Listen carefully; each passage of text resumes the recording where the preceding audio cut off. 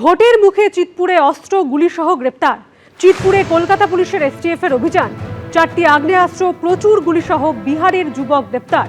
ধৃত শামীম আলম বিহারের নওয়াদার বাসিন্দা। চিতপুরে কলকাতা পুলিশের এসটিএফ এর অভিযান, তাতে অস্ত্র গুলিসহ গ্রেপ্তার বিহারের যুবক। গোঘাটে ভাঙচুর করা হলো তৃণমূল সাংসদ মিতালি বাগের গাড়ি। আহত হয়েছেন তিনিও। আর তাকে হাসপাতালে দেখে আসার পর ওই ঘটনা নিয়ে সুর চড়ালেন অভিষেক বন্দ্যোপাধ্যায়। পাল্টা কটাক্ষ করেছে বিজেপিও।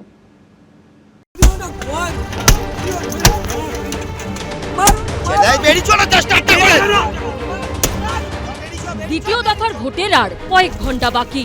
এরই মধ্যে আরামবাগের তৃণমূল সাংসদ মিতালি বাগের গাড়িতে হামলা হলো হুগলির গোঘাটে। পাথর লাঠির বাড়িতে ভেঙে চুরমার করে দেওয়া হলো কাজ। মারো মারো মারো মারো ছেলে বেরি চলা চেষ্টা করে চবেরি চবেরি চবেরি চবেরি চবেরি চ। জখম হয়েছেন তৃণমূল সাংসদ মিতালি বাগ। তাকে হাসপাতালে দেখতে যান অভিষেক বন্দ্যোপাধ্যায়।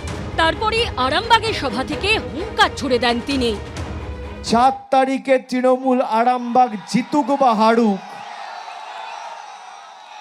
আমরা গতবারও আরামবাগ হেরেছিলাম, গোঘাট হেরেছিলাম, খানাকুল হেরেছিলাম, পুরসুরা হেরেছিলাম, কিন্তু উদারতা পার পেয়ে গেছিলে।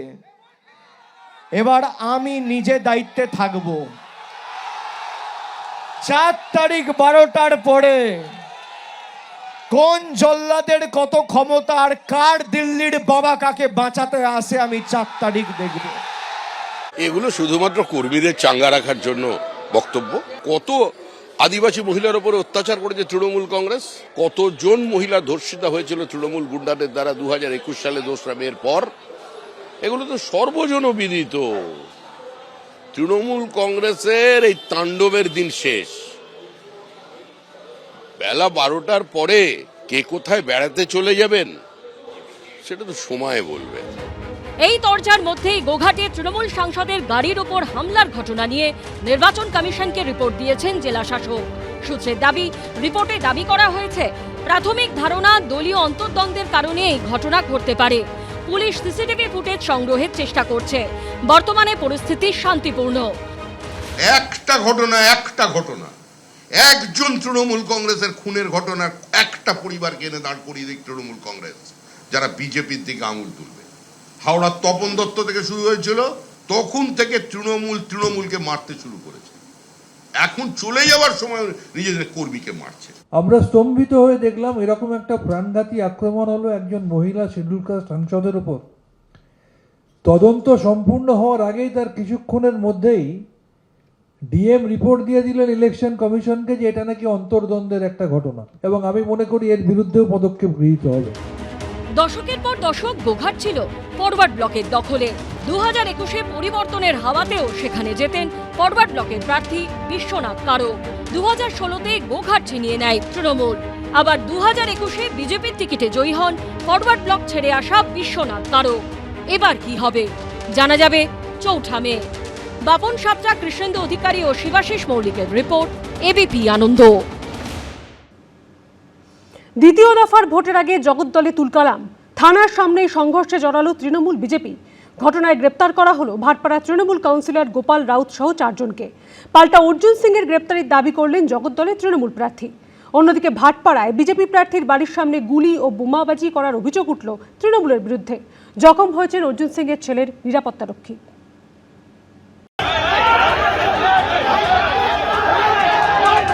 কখনো একে অপরকে লক্ষ্য করে আধলা ইট, কখনো লাঠি বাঁশ হাতে এক পক্ষের দিকে তেড়ে যাচ্ছে আরেক দল।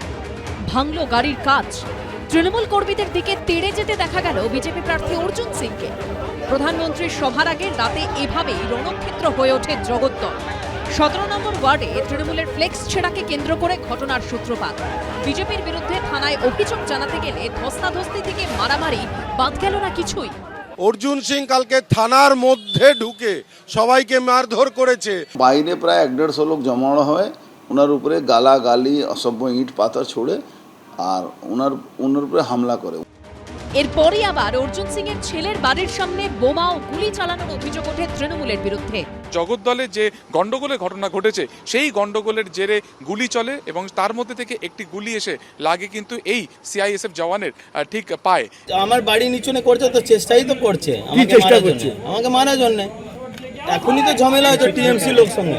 অর্জুনের যে লোকরা হামলা করতে আমাদের তৃণমূল কংগ্রেসের সমর্থকের উপরে যায়, তারা যখন এখান থেকে আর্মস অ্যান্ড অ্যামুনিশন ওই পবন সিংয়ের বাড়ির থেকে বের করে নিয়ে যাচ্ছিলেন, সেই সময় কোনো গুলি তাদের হাত থেকে আচমকা বেরিয়ে যায় এবং বেরিয়ে যেয়ে ওই সিআইএসএফ এর লাগে।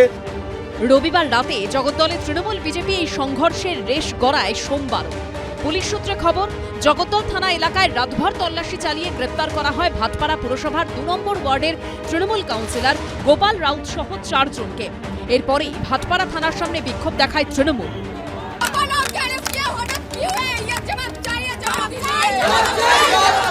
সূত্রের খবর, জগদ্দল কাণ্ডে কড়া বার্তা দিয়েছে নির্বাচন কমিশন। এই ঘটনার জেরে পরিস্থিতির চরম অবনতি হয়েছে, যা সরাসরি চ্যালেঞ্জের মুখে ফেলেছে আইন শৃঙ্খলা ব্যবস্থাকে। 4 জনকে গ্রেপ্তার করার পাশাপাশি পলাতক বাকি অভিযুক্তদের খোঁজে প্রয়োজনীয় পদক্ষেপ করা হচ্ছে। বার্তা কি আছে? ঘটনা হয়েছে, অ্যাকশন আর রিঅ্যাকশন হচ্ছে। এলাকায় টহল দিচ্ছে কেন্দ্রীয় বাহিনী। সমীরণ পাল, সুকান্ত মুখোপাধ্যায় ও আবির দত্তর রিপোর্ট, এবিপি আনন্দ। রাস্তায় দাঁড়িয়ে পুলিশকে শাসানি, দ্বিতীয় দফা ভোটের মুখে গ্রেপ্তার হলেন বর্ধমানের তৃণমূল কাউন্সিলর নারুগোপাল ভগত। নির্বাচন কমিশন সূত্রে খবর, মুখ্য নির্বাচনী আধিকারিকের নির্দেশের পরই গ্রেপ্তার করা হয় অভিযুক্ত তৃণমূল নেতাকে। আপনি অ্যারেস্ট করুন না আমাকে। না না, আমার এলাকা তো এটা। রাস্তায় দাঁড়িয়ে পুলিশকে শাসানি, দ্বিতীয় দফা ভোটের মুখে গ্রেপ্তার হলেন বর্ধমানের তৃণমূল কাউন্সিলর। ঘটনাস্থল বর্ধমান শহর। 24 মার্চ স্থানীয় এক বিজেপি কর্মীর বাড়িতে হামলা চালানোর অভিযোগ ওঠে তৃণমূলের বিরুদ্ধে। বর্ধমান পুরসভার 22 নম্বর ওয়ার্ডের তৃণমূল কাউন্সিলর ঘটনাস্থলে গেলে পুলিশের সঙ্গে কথা কাটাকাটি হয় তাঁর। এরপরই পুলিশকে শাসাতে দেখা যায় তৃণমূল নেতা নারুগোপাল ভগতকে। আপনি অ্যারেস্ট করুন না আমাকে। না না, আমার এলাকা তো এটা। আপনি কাউন্সিলর, ঠিক আছে, পুলিশ আসলে আপনার কৈফিয়ত নিয়ে আসতে হবে। একদমই নয়। না, এখন এমসিসি চালু। আপনি বলুন কাকে মেরেছে দেখান। রবিবার পূর্ব বর্ধমানে গিয়ে জেলার প্রত্যেক থানার ওসি, আইসি সহ পুলিশ আধিকারিকদের সঙ্গে বৈঠক করেন মুখ্য নির্বাচনী আধিকারিক মনোজ কুমার আগরওয়াল। নির্বাচন কমিশন সূত্রে খবর, মুখ্য নির্বাচনী আধিকারিকের নির্দেশের পরেই গ্রেপ্তার করা হয় অভিযুক্ত তৃণমূল নেতাকে। যা বলার দল বলবে। আমি মানুষের জন্য করেছি, মানুষকে ভালো রাখার জন্য। তার মানে বেশ কালারফুল নির্বাচন হচ্ছে চারিদিকে। অনেকদিন এরকম নির্বাচন তো আমরা দেখিনি। কাউন্সিলরকে পুলিশ অ্যারেস্ট করেছে, সেই পুলিশের মানে বিরাট ব্যাপার। তাহলে বিলম্বিত বোধ হয় না, পুলিশও বুঝে গেছে, হয়েছে, গল্প শেষ। পুলিশের শরীরী ভাষা পাল্টে গেছে, ব্যবহার পাল্টে গেছে, কথাবার্তা পাল্টে গেছে, চোখে মুখে বিনয়ী বিনয়ী ভাব। তৃণমূল নেতাকে সোমবার বর্ধমান আদালতে তোলা হলে একদিনের জেল হেফাজতের নির্দেশ দেন বিচারক। কমল কৃষ্ণ দের রিপোর্ট, এবিপি আনন্দ, পূর্ব বর্ধমান। এবিপি আনন্দ, এগিয়ে থাকে, এগিয়ে রাখে।